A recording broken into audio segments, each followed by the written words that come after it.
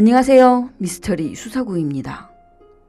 가난한 젊은이가 미인 대회에서 우승한 여자와 결혼하여 인생 최고의 정점을 찍었죠. 두 사람은 30년 동안의 결혼 생활에 8명의 자녀를 키우며 행복하게 살고 있었습니다. 그러나 갑작스러운 사고로 아름다운 허상을 깨트렸습니다. 거짓말이 하나둘씩 들통나면서 사람들은 이 기이한 행동을 한 사람을 보고 정말 단순 사고가 맞는지에 대해 의심이 갔었죠. 오늘 여러분들께 소개해드릴 사건은 미셸 맥렉의 사망 사건입니다. 1957년 미셸 산모는 미국 칸네커시 재벌집에서 태어났어요. 그녀는 예쁘고 영리했을 뿐만 아니라 다재다능하기도 했죠. 19살 때 미셸은 미스 칸네커 미인 선발대회에서 우승을 하였습니다.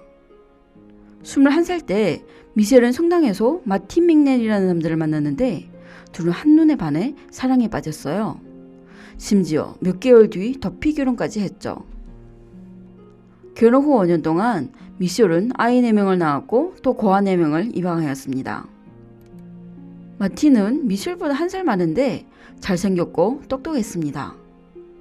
하지만 여러 면에서 아내와 반대였어요. 마틴은 홀어머니 밑에서 가난하게 살았는데요. 어머니는 생계를 유지하기 위해 매춘까지 했었습니다. 그는 2년 동안 군 생활을 했는데요. 부상으로 인해 제대하였습니다. 제대 후 그는 계속 공부를 했고 미셸과 결혼 생활을 하며 몇 년 후 의대를 졸업하여 외과 의사가 됐습니다. 그리고 얼마 안 돼 마틴은 변호사 자격증을 취득하였죠. 2000년에는 유타 주시자의 요청으로 마틴은 유타 재활센터 원장직을 취임하게 돼서 일가족은 캘리포니아에서 유타로 이사하여 생활하였습니다. 미셸의 가족이 마틴을 싫어한다는 이유로 그는 아내가 시집 사람들과 연락하는 걸 금지하였습니다. 2007년 마틴과 미셸은 거의 30년을 같이 생활했는데요. 50이 된 마틴은 점점 이상해졌죠. 그는 유머에 대해 신경을 쓰기 시작했어요. 다이어트와 헬스에 빠졌을 뿐만 아니라 피부도 구릿빛으로 만들었죠. 미셸은 마틴이 외도한 게 아닌가 싶어 용기 내서 남편에게 물었는데요. 생각 밖에 마틴은 인정했을 뿐만 아니라 불륜의 책임을 아내에게 돌렸죠. 그는 미셸이 점점 늙어가면서 얼굴도 그렇고 몸매도 건강하지 않아 할 수 없이 다른 여자를 찾은 거라고 했어요. 어처구니 없는 말이었죠. 이 말을 들은 미셸은 순간 할 말을 잃었습니다. 마틴은 외도를 정리하고 다시 가족에게 충실할 수 있는데 조건은 미셸이 페이스리프팅 수술을 하는 거였어요. 성형 수술을 한 번도 해본 적이 없는 미셸은 수술을 하기 싫었지만 가정을 위해 동의하였어요. 마침 외지에서 의대를 다니는 셋째 딸 알렉시스가 다음 주 일주일 동안 번방학을 하게 돼서 마틴은 미셸의 수술 날짜를 딸이 집으로 오는 날로 정해 딸과 같이 미셸을 돌보기로 했죠. 수술 첫날 저녁, 마틴은 딸 보고 쉬라고 하고 자기가 직접 아내를 돌봤습니다. 이튿날 아침 알렉시스가 엄마의 상태를 살피러 갔는데요. 미셸은 혼수 상태에 빠졌어요. 그녀는 긴장해서 아버지께 어떻게 된 거냐고 물었는데 마틴은 자기가 약을 너무 많이 먹여서 그런 것 같다고 얘기했죠. 마틴의 말로는 미셸이 약을 먹고 구토해서 할 수 없이 다시 약을 먹인 거였습니다. 딸은 아버지를 믿을 수 없어 직접 엄마를 돌보기로 했죠. 약효가 떨어지면서 미셸은 깨어났는데요. 그녀는 마틴이 계속 자기한테 약을 먹였다는 것만 기억이 나고 안대를 하고 있어 정확히 어떤 약인지는 전혀 몰랐다고 합니다. 할 수 없이 그녀는 딸 보고 모든 약을 손바닥에 넣어서 느껴보려고 했어요. 그래야 딸이 없을 때 마틴이 자신한테 무슨 약을 먹였는지 알 수 있으니까요. 딸이 정성으로 보살펴서 미셸의 상황은 시간이 갈수록 좋아지고 있었어요. 알렉시스가 학교로 돌아가기 전날 엄마의 머리를 감아주고 있었는데요. 미셸은 갑자기 눈물을 흘리며 딸에게 마틴이 바른 핀 것을 알려줬습니다. 그리고 만약 자신이 잘못되면 분명 마틴이 한 짓이라고 했습니다. 엄마의 말을 들은 딸은 놀랐지만 그냥 엄마를 위로해주고 부모의 관계가 결국 좋아질 거라고 믿어서 다음날 예정대로 학교로 돌아갔습니다. 2007년 4월 11일 마틴은 여느 때와 같이 출근하였고 미셸은 혼자 집에서 쉬고 있었어요. 점심이 가까워지자 마틴은 6살 막내딸 에다를 데리러 유치원으로 갔습니다. 부녀는 11시 35분에 집에 도착했는데요. 마틴은 에다 보고 엄마를 먼저 보라고 했어요. 하지만 에다는 온 집안을 찾았지만 엄마의 그림자도 찾지 못했죠. 그러다 나중에 욕실로 갔는데 주방에 있는 마틴은 갑자기 에다의 비명이 들려 바로 그의 소리에 따라 욕실로 달려갔습니다. 미셸의 온몸은 물이 가득 찬 욕조에 담겨 있었고 이미 의식을 잃은 상태였습니다. 마틴이 혼자서 미셸을 움직일 수 없어 에다 보고 이웃을 부르라고 하고 바로 911로 신고 전화를 했습니다. 신고 전화는 듣기에 좀 이상했었어요. 마틴은 분노에 빠진 것 같았고 여러 번 전화를 끊어 상담원은 할 수 없이 여러 차례의 전화를 걸어 그의 집 주소를 알아냈었죠. 더욱 이상한 건 마틴이 잘못된 주소를 제공하여 구급차는 길에서 많은 시간을 잃었죠. 구급차를 기다리는 중 옆집 사람이 와서 둘은 같이 미셸을 욕조 안에서 끌어내 마틴은 심폐소생술을 하기 시작했어요. 하지만 구급차가 도착했을 때 미셸은 이미 숨졌습니다. 뒤이어 경찰이 현장에 도착하여 간단하게 탐사하고 문의하여 사건은 그 자리에서 의외의 사건이라고 판정하여 현장을 봉쇄해서 수사 진행을 하지 않았어요. 마틴은 이 소식을 제일 먼저 딸 알렉시스에게 알렸습니다.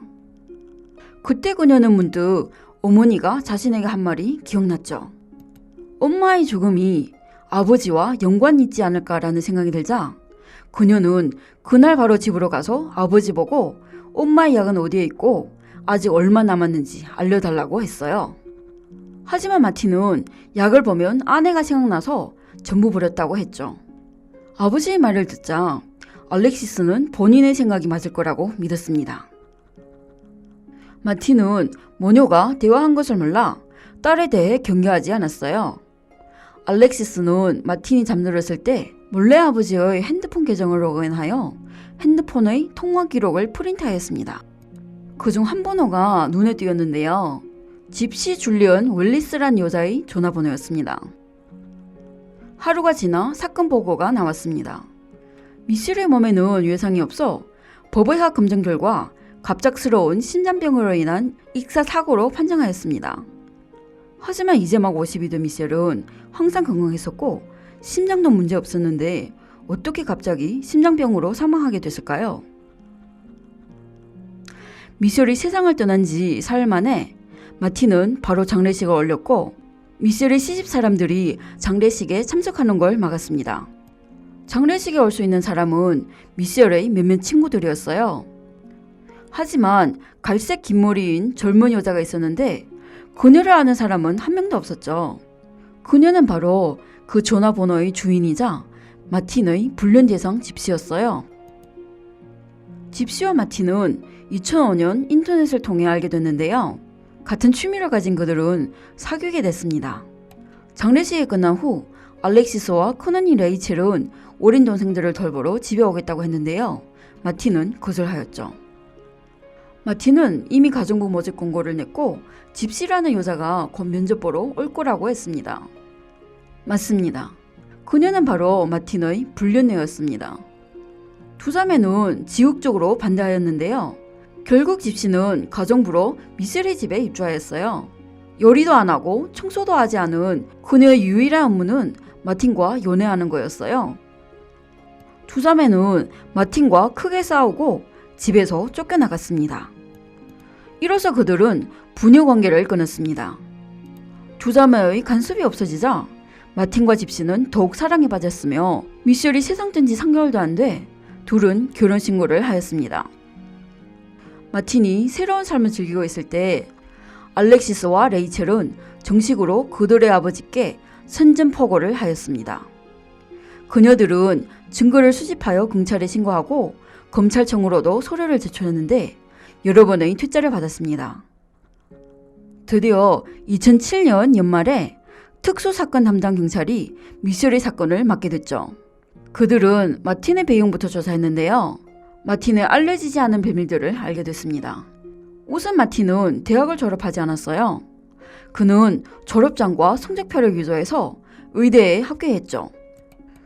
그리고 마틴은 항상 사람들에게 자신의 군 생활을 얘기했었는데요. 사실 그는 정신병을 앓은 이후로 2년도 안 돼 제대하였고 그 후 30년간 그는 매달 군대로부터 3,000불의 장례 수당을 받았습니다. 21살 때 그는 수표 유조죄로 감옥에 가게 됐고 6개월 뒤 보석으로 풀어나서 미셸과 결혼하고 얼마 안 돼 의대 입학 통지서를 받았습니다. 시스템 오류인지 아니면 마틴의 수단이 대단해서인지 그가 연방중죄를 범한 건 누구도 몰랐습니다. 미셸 사건이 다시 조사하게 된 후 마틴은 과거 생활을 정말 끝낼 생각인지 미성년 수양딸을 다른 입양 가정으로 보낼 계획을 하고 있었습니다. 하지만 14살 수양딸 지젤에 대해서는 다른 계획을 하고 있었죠. 지젤은 입양 프로젝트를 통해 우크라이나에서 미국으로 왔는데요. 고향에는 언니가 있었습니다. 마틴은 친척 방문 이후로 지젤을 우크라이나로 가는 비행기를 태워 보냈어요. 그는 2달 뒤면 지젤을 데리고 온다고 했었는데요. 1년이 지나고서도 지젤은 마틴을 보지도 못했죠. 이 계획은 한편으로 수양딸을 보낼 수 있었고요. 한편으로는 수양딸의 신분을 도용하여 나이를 위조한 후 아내에게 줘서 집사의 은행 재물을 피하는 데 사용하였죠. 알렉시스와 미셸의 시집 사람들은 마틴과는 인연을 끊었지만 집에 있는 애들에 대해서는 관심하고 있었어요. 그들은 지젤이 귀국하지 않고 마틴도 수양딸을 데리고 올 생각을 하지 않은 걸 눈치채자 미셸의 언니는 직접 우크라이나로 가서 몰래 지젤을 데리고 왔습니다. 이렇게 하여 마틴이 신분 도용한 짓은 바로 사람들께 알려졌죠.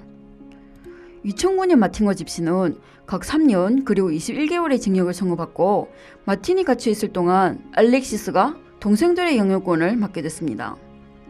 마틴은 감옥에서 그녀들을 가만 안 둘 거라고 독수를 퍼부었어요. 알렉시스는 공포에 빠져 엄마의 사건 조사를 더 빨리 진행하여 아버지를 영원히 감옥에 갇히길 결심하였죠.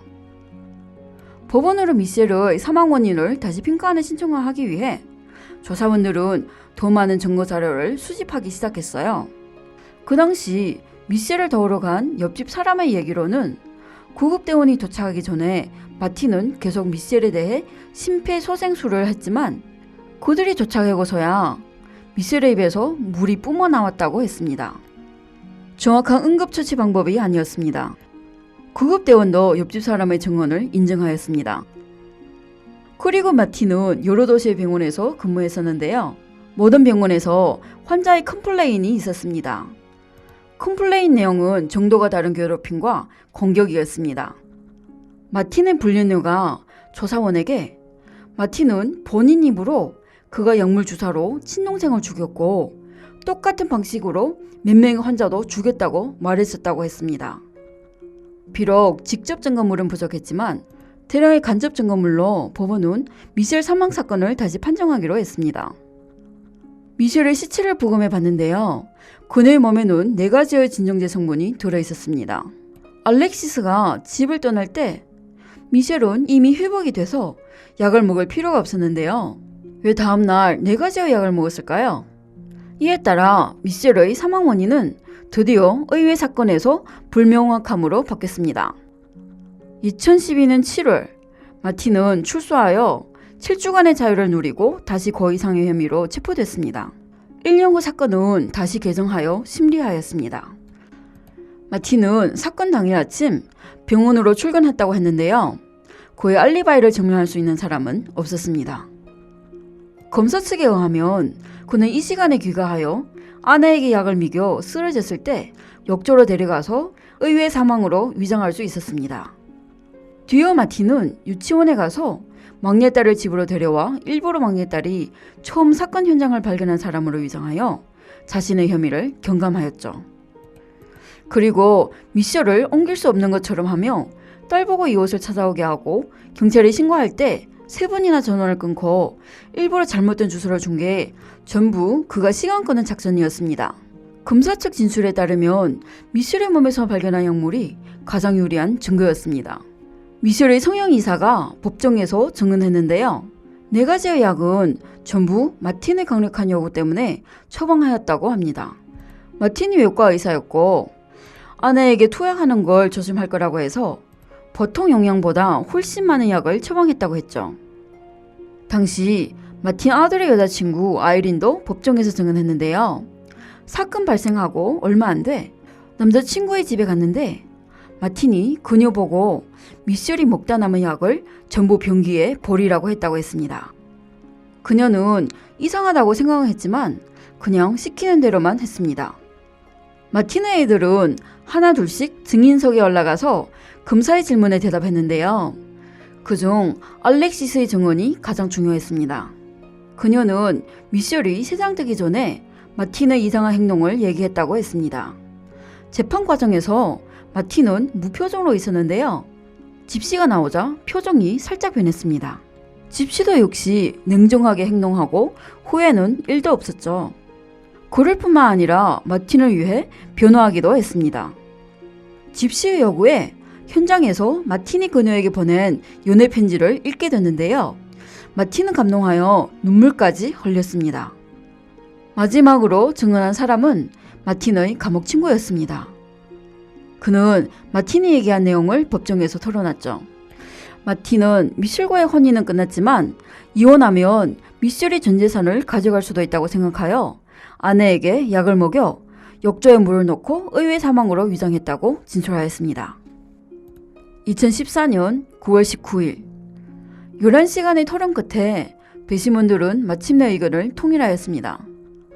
직접 증거물이 부족하여 검사 측은 매우 불안했었죠. 11시간에 한 사람의 고의상해죄를 선고한다는 건 너무 짧은 시간이었습니다. 배심원이 마틴의 죄명이 성립한다는 얘기를 듣자 미셸의 가족은 모두 울음바다가 됐습니다. 마틴의 이야기는 여기에서 끝이 아니었어요. 2017년 4월 9일 마틴은 감옥에서 자살했습니다. 이틀 뒤면 미셸이 세상을 떠난 지 10주년이었습니다. 애들은 그의 장례식에 참석하였고 마틴의 죽음과 함께 그에 대한 미움도 같이 사라졌습니다. 마틴과의 기억도 말이죠. 그 후 알렉시스는 의사가 됐습니다. 그녀는 본인의 성을 맥닐에서 썸으로 바꿨어요. 아버지와 똑같이 닥터 맥닐이라고 불리기 싫어서죠. 알렉시스는 어린 동생들을 입양하여 그들을 키웠었죠. 그리고 그녀도 3명의 아이를 낳았습니다. 그녀는 엄마를 그리워하며 늘 미셸이 아직 살아있다면 세상에서 가장 좋은 외할머니가 될 거라고 믿었습니다. 오늘의 사건은 여기까지입니다. 좋아요와 구독을 부탁드리겠습니다. 미스터리 수사고입니다. 감사합니다.